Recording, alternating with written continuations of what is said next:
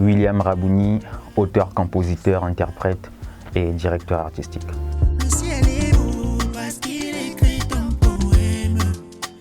Déjà, je suis né dans une famille de musiciens. Il y avait des instruments à la maison, maman était à la chorale. Mon père me dit qu'il était guitariste avant, mais je ne l'ai jamais vu faire de la guitare. Je crois que c'est un peu pour nous booster.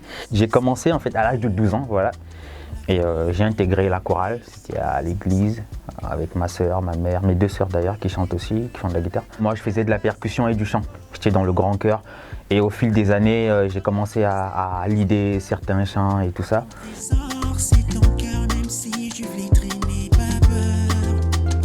Et à l'âge de 13 ans et demi, 14 ans, j'ai fait un accident assez grave, très grave même de la route.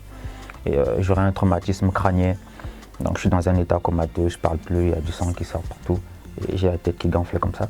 Et par le miracle de Dieu, on va dire, j'ai repris la vie. Mais seulement, je ne pouvais plus continuer en cours. J'étais en classe de 4e. Et pendant ma convalescence, puisque j'avais une passion, la musique que tout le monde connaissait, que ce soit ma famille et les amis autour. Et mon père a eu l'ingénieuse idée de m'inscrire dans une école de musique. Et c'est vraiment là que j'ai commencé à faire du chant et de la voix. Après, quelques mois après, à l'Institut français de Pointe-Noire, j'ai enchaîné des scènes. Je me suis formé en slam jusqu'à devenir coach de slam et un peu de musique. Donc je veux dire que ma carrière vraiment en pro, parce que mon premier concert pro, je veux dire, c'était à l'Institut français de Pointe-Noire. J'avais 14 ans et demi, 15 ans par là.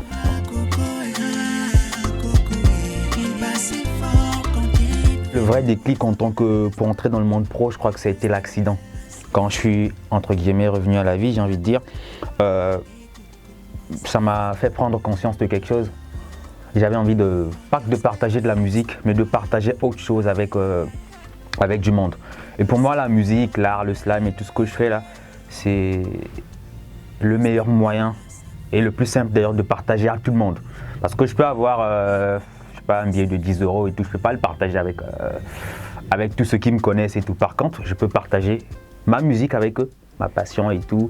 Et pour moi, c'est déjà le meilleur moyen et la meilleure façon de partager à tout le monde. Et si je peux faire passer un message et si je peux égayer, il n'y a pas de souci.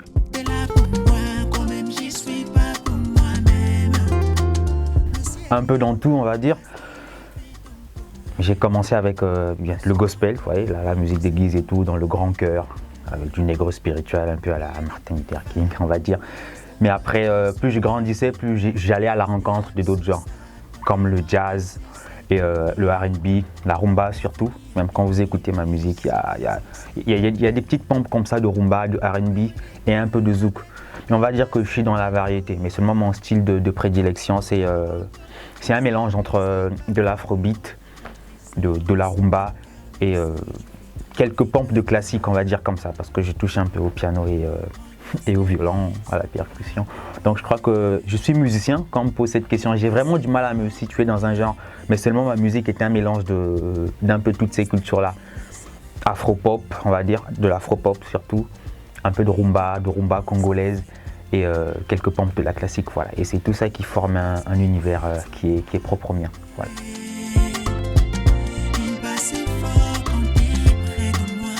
Un album, non, je ne l'ai pas encore. Parce que, bon, je vous raconte une petite histoire, parce que j'aime bien les histoires. Lorsque j'ai commencé, disons, ma carrière pro et tout, en 2012, j'étais plus dans le monde de la scène. On jouait tous les week-ends et tout, c'était un délire de fou. On avait quelques invitations par là. Et en classe de 3e, j'ai formé mon premier groupe. Ça, c'est juste après l'accident. Et donc, on jouait. Quand je suis arrivé en classe de première, donc période post-bac, on a eu un grand contrat avec une chaîne de télé qu'on appelle Canal Océan Production. On était parti sur un contrat d'album avec le groupe Open Eyes, 2 rappeurs plus un chanteur. Et vraiment, on avait enregistré un album, il y avait même des clips qui passaient à la télé, on avait un petit buzz dans Pointe-Noire, entre guillemets, et même dans Brazzaville. Mais après le bac, j'ai dû partir en Afrique du Sud pour mes études supérieures. Et c'est là que ça a un peu pris du mou. Mais j'ai continué là-bas en Afrique du Sud à jouer, mais j'avais pas vraiment de vrai contrat d'album. Et après, j'ai pris le temps vraiment d'apprendre, de savoir ce que je veux vraiment faire dans la vie. Mais je jouais toujours dans des festivals, dans des concerts et tout. C'est juste après que j'ai compris qu'il fallait que j'ai une bonne discographie, puisque le premier a, entre guillemets, échoué. Donc là, je travaille sur un projet d'EP, je vais enregistrer un EP de 6 titres, plus ou moins.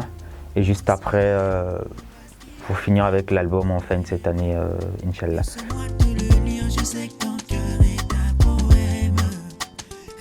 très difficile d'avoir une scène. Il y a plein d'artistes, hein, confirmés ou pas, mais qui font de très bonnes choses, en Afrique surtout, mais qui n'ont pas beaucoup de scènes.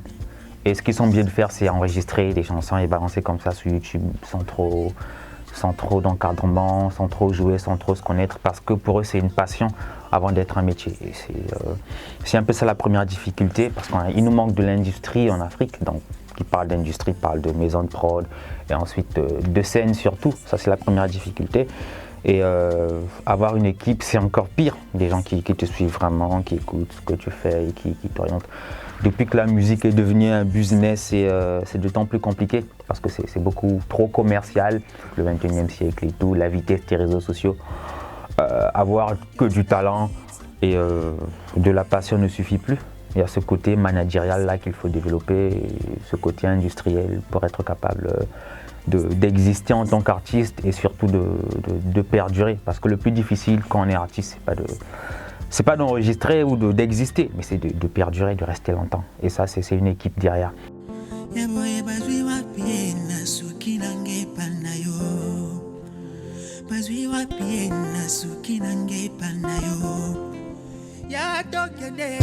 Ça peut toi en Congolais, c'est qu'a dit comme jamais, jamais, jamais, jamais. Mon cœur serait vide. Je considère que pour moi, l'artiste, c'est celui qui ressent le besoin de s'exprimer.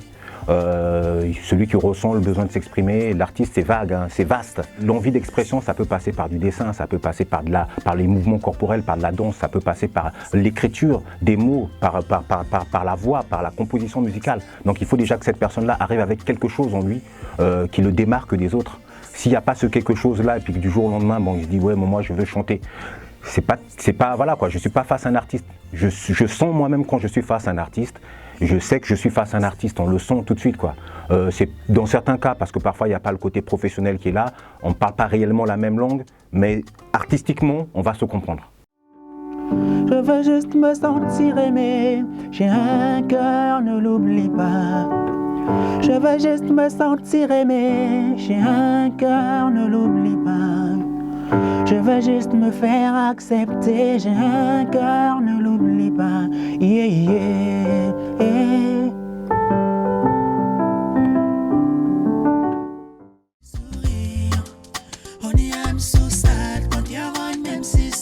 Donc actuellement sur Dakar au niveau du Sénégal on développe William que vous avez pu découvrir tout à l'heure, il y a Eved aussi, Eved Voice qu'on développe et il y a d'autres talents qui viennent. Là je parle concrètement de ceux qui sont déjà, pour lesquels on est déjà en train de travailler, pour lesquels on compose déjà, pour lesquels on s'implique déjà. Il y a une compilation aussi qui est prévue qui s'appelle Louange urbaine, donc c'est de la louange 2.0 comme j'ai l'habitude de dire, donc de la louange sur des rythmes plus actuels, etc. Bon voilà, ça c'est encore un autre volet.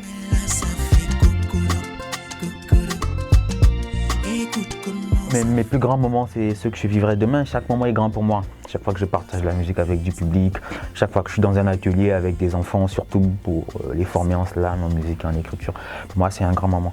Mais je me laisse le temps de vivre et de voir ce que la vie va me donner. Après, il y a aussi le projet Francophonie que j'ai organisé tout seul à Cape Town avec pas mal de consuls francophones, tous les consuls francophones à Cape Town à l'époque.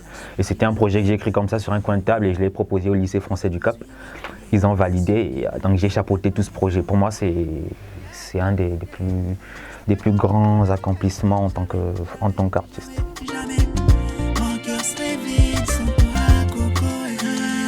Aujourd'hui, il ne suffit pas d'aller au studio sur un beat téléchargé sur YouTube pour faire de la musique. Je crois que notre génération, plus on augmente, plus on perd en fait en qualité.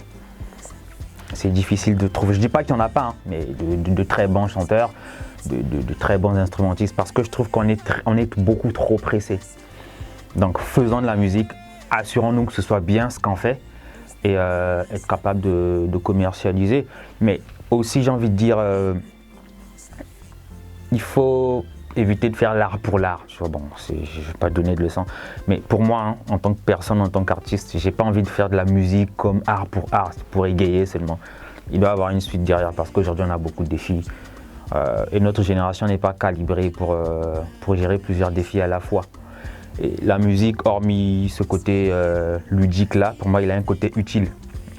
C'est d'accompagner les peuples dans les défis qui sont les leurs. C'est de passer le message sur des défis qui minent notre société, le réchauffement climatique par exemple, les guerres, des messages d'unité. L'artiste doit être un éducateur de masse et doit accompagner sa génération en tant que témoin de son époque, mais aussi léguer quelque chose pour les générations futures. T'as tout pour me rendre heureux, tu sais que c'est pas faux. Ton trésor, c'est ton cœur, même si je flétris, n'aie pas peur. Mon cœur serait vide sans toi, Coco. Il bat si fort quand t'es près de moi. Pose ta main là, ça fait coco.